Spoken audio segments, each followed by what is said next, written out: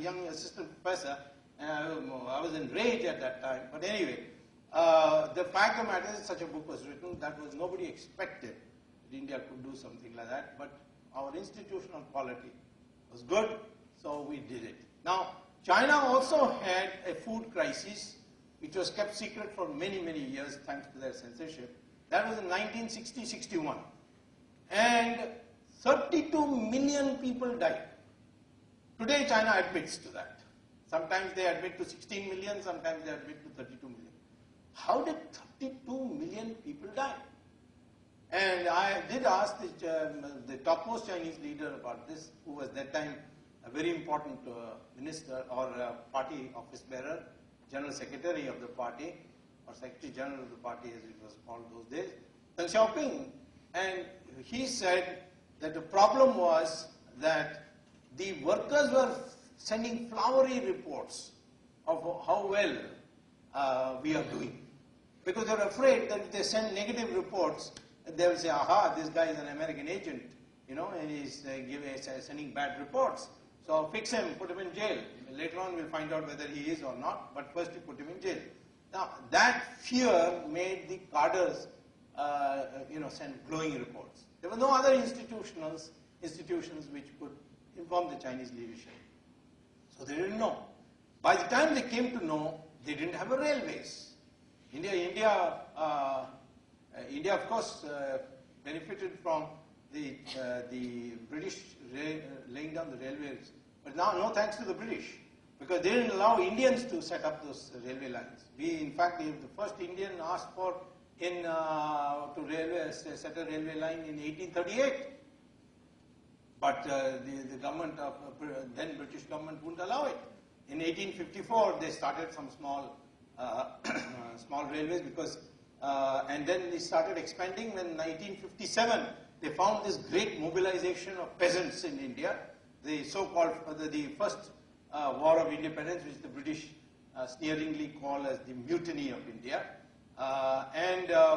This War of Independence frightened the British, and that's why they decided to lay railway lines, and then they made Indians pay for it in a way which no investment in the world has been.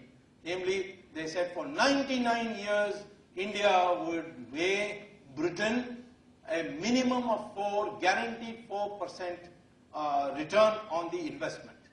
Even though Indians were ready to, fund the whole thing and do it, no Indian was allowed.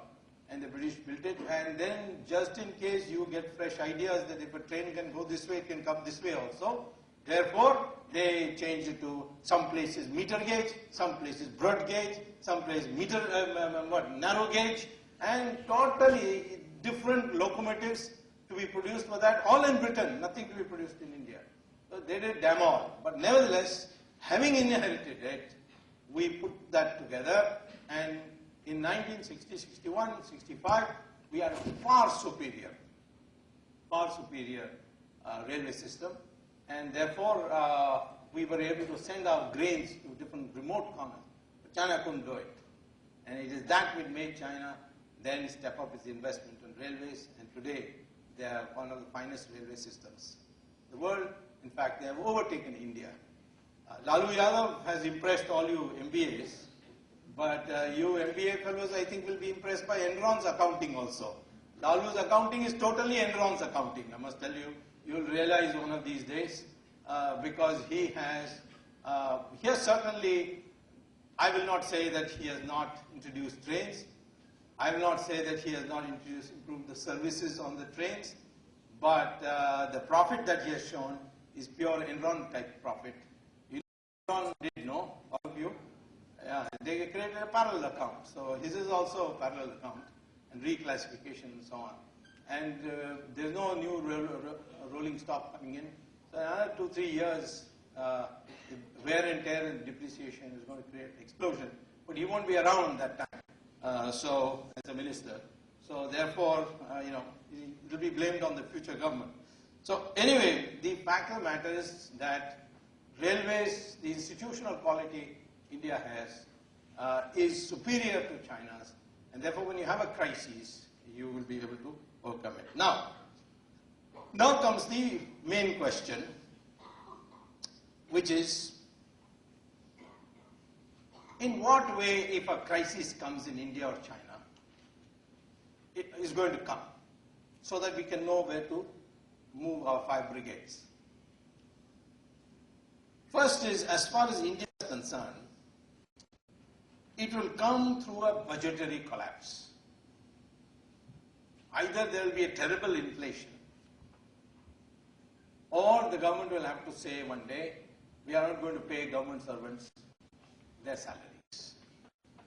Of course, many people say the government servants don't deserve any salaries, they don't do any work anyway.